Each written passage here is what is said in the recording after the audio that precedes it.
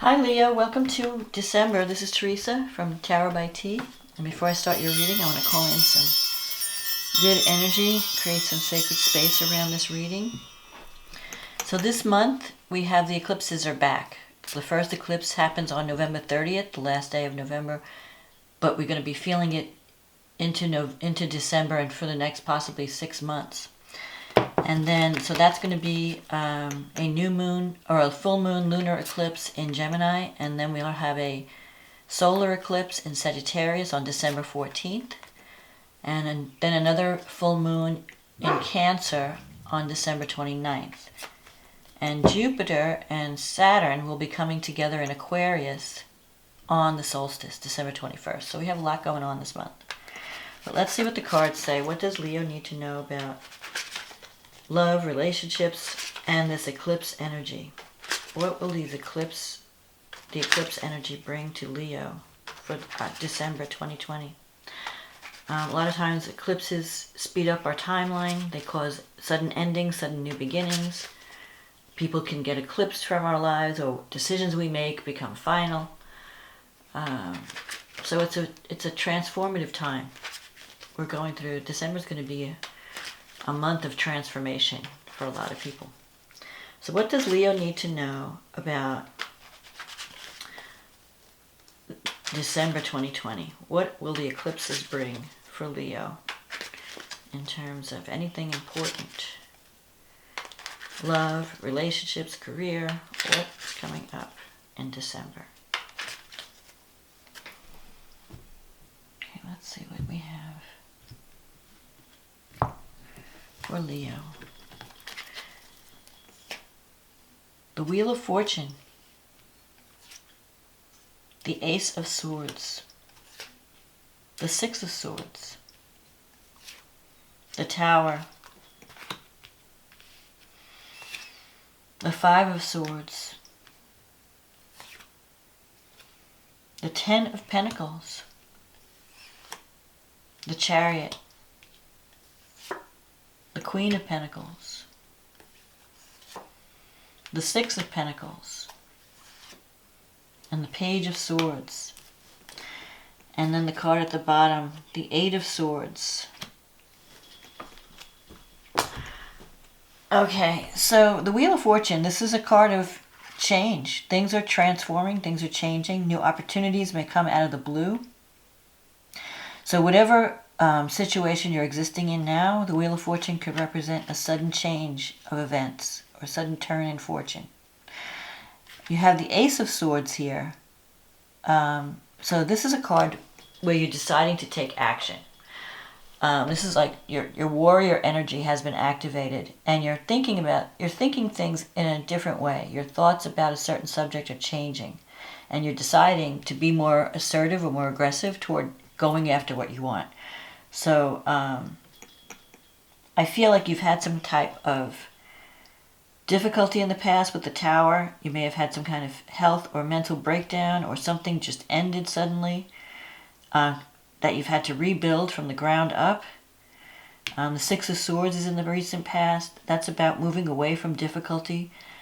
So whatever I feel like you're moving away from a difficult situation, but you still have some issues to work out because you have the Five of Swords here.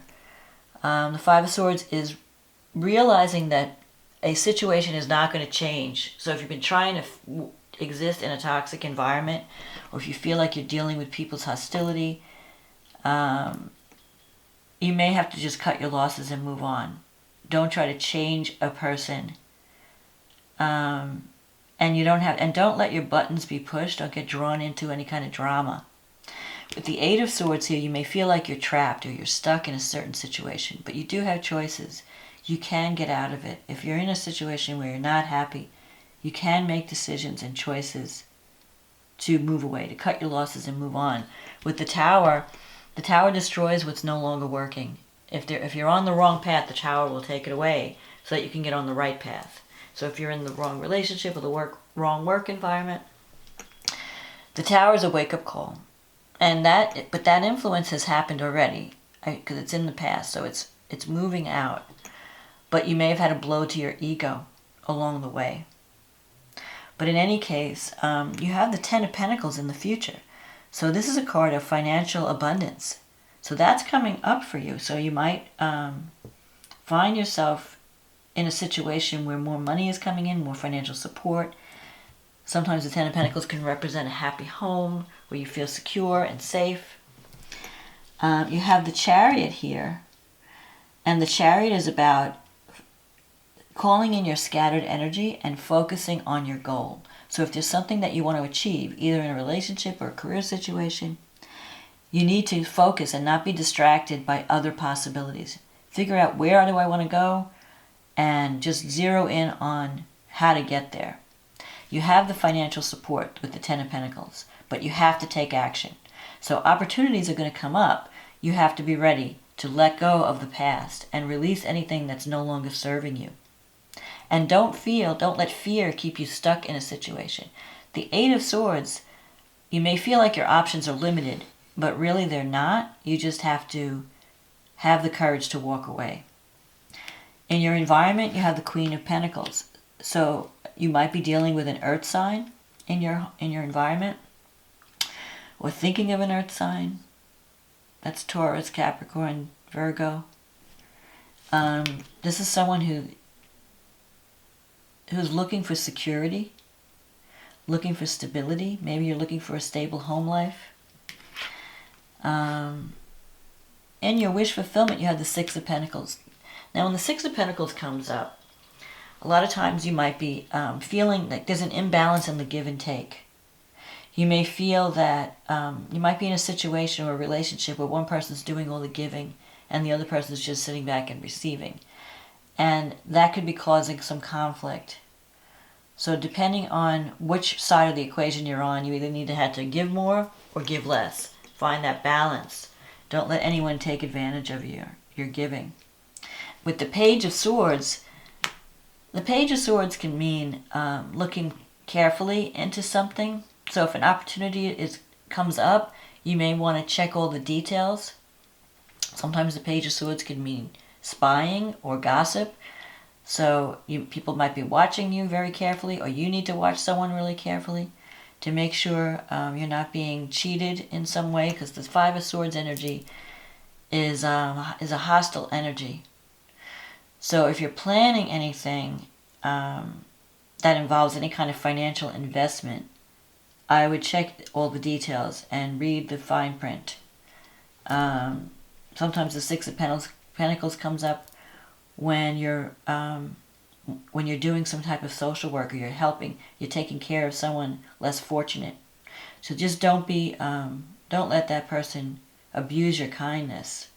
If you're existing in a toxic situation, you may have to cut your losses and move on. That might be, or you may have to have a conversation. The Page of Swords can sometimes represent having a difficult conversation with someone where you express your needs and you resolve to work things out. And then I think you have this Ten of Pentacles and the Queen of Pentacles. So you can have the security that you need. You can have that financial abundance. But you may have to communicate and work certain things out if you're living with a partner or if you're involved in a situation. So let's see what the astrology has to say. So for you, Leo, you have this lunar eclipse in the 11th house, and the sun is in the 5th house. So this is your friendship and romance axis, and even children. There could be a culmination that involves a child or a friendship. Something may be completing, something may be revealed.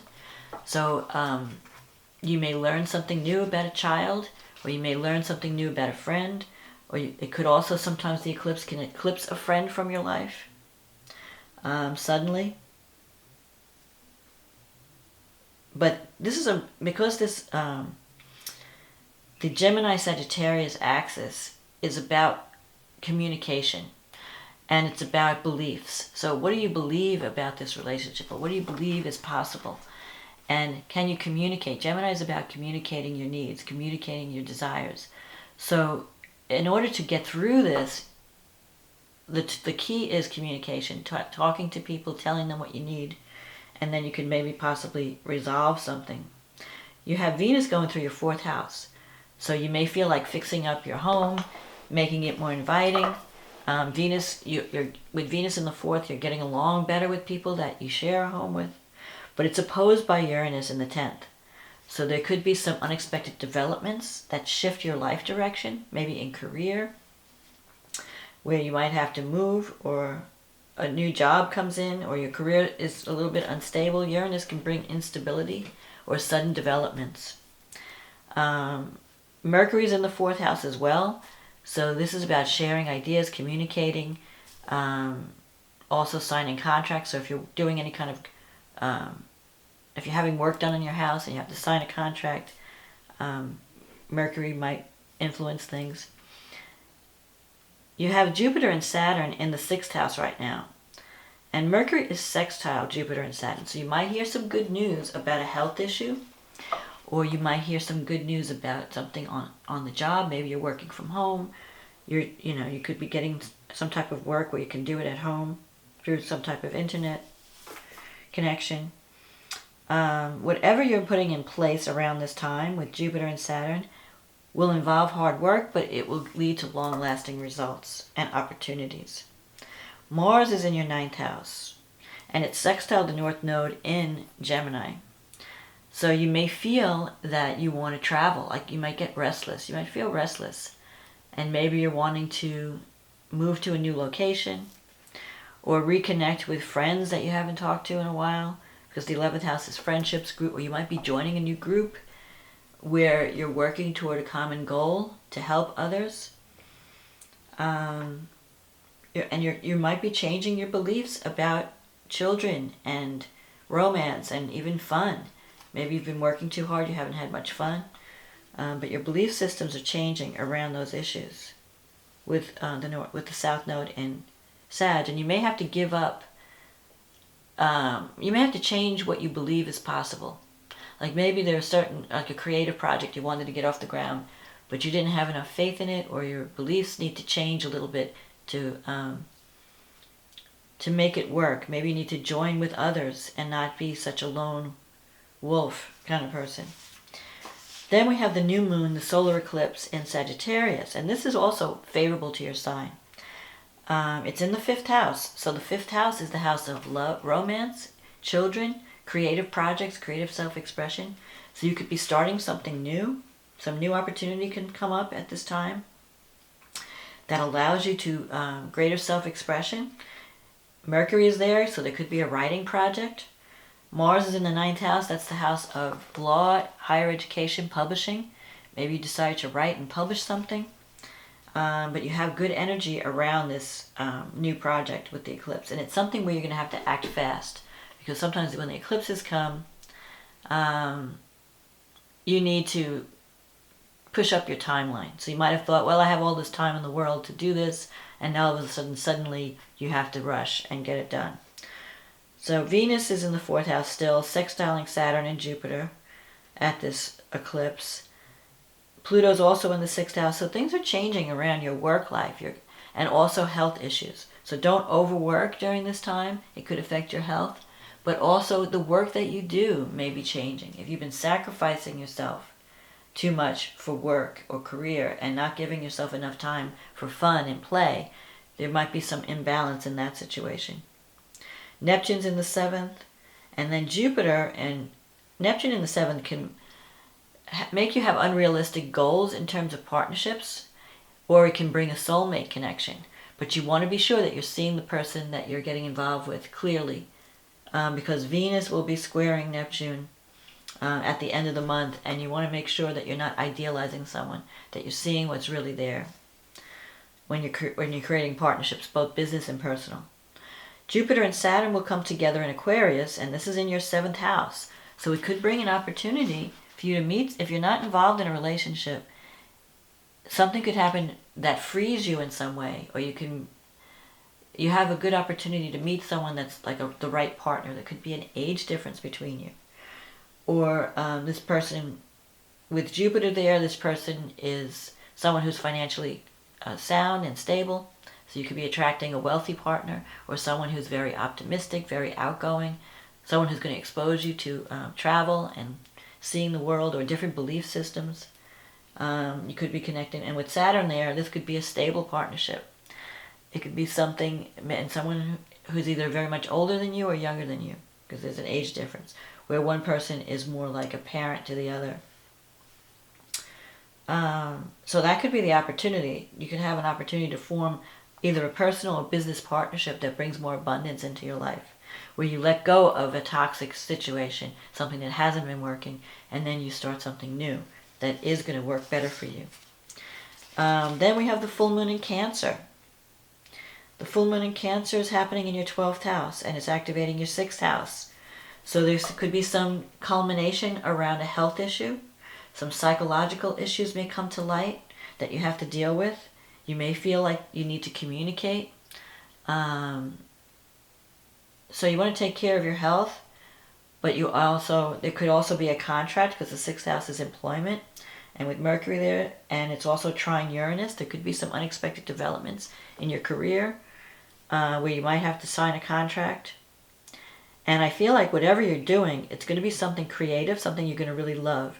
Because Venus in the 5th can bring a child or a creative project. If it's a child, it could be a female. If you're thinking about having a child, Venus can bring a child into your life, or it can bring a new love. And if there's new love, it could be someone ruled by Venus, either Taurus or Libra. And Venus is opposing the North Node in Gemini. So I feel like you really need to get out more and socialize and be more open to different types of groups. You need to, like, maybe things have been too stagnant. We've all been under lockdown. I think you're going to get a chance to connect with different types of people. Maybe people you haven't dealt with, or friends that you haven't seen in a while. There could be some power struggle in a work situation or a health situation. With Mars in the 9th and Pluto in the 6th squaring each other, you could have some kind of power struggle. These are volatile energies. So you might disagree with someone at work on some type of belief or ideology. Maybe you want to do things a certain way, and the people you work with want to do them a different way, and there could be some kind of conflict of ideas, or conflict where authority is wielding power, and you're being forced to do things according to their will. So there could be, and you may feel like wanting to break free during this time. But this is like just before the full moon. This will be on the 23rd of December, when you'll have that power struggle. So just don't rush around angrily, because the 9th house is the house of travel also. You don't want to do anything rash. Neptune's in your 8th house, and it's squaring Venus in your 5th. So there could be, Neptune dissolves whatever it touches. So Neptune, on the one hand, Neptune can dissolve any blockages you have towards intimacy, so that you can connect more deeply with someone. But it can also, because the 8th house is the house of money that you receive from others, financial support you get from others, it can dissolve a source of income that you were counting on. Or there could be some confusion or miscommunication around financial issues that you might have to work out with a loved one. But overall, I feel like things are changing in a good way. I think you're moving in the right direction. You just need to use communication to resolve any conflicts this month. And be prepared for change, for sudden change. Don't let yourself be locked into a situation if you feel it's not working for you. Because you will have opportunities to make changes and to bring more life into your life and to bring more fun into your life. Maybe you've been working too hard and it's been affecting your health, and you haven't given yourself enough time to play. So when issues come up, just be prepared to deal with them and let go of whatever you need to release, so that you can invite the new to come in. Because we're moving into Jupiter and Saturn coming together is ushering in a new age. This is the first time that these planets have come together in air signs. Last time 20 years ago when they came together, it was an earth sign. So technology is going to be more important. Freedom, people's rights of the group are going to be more important.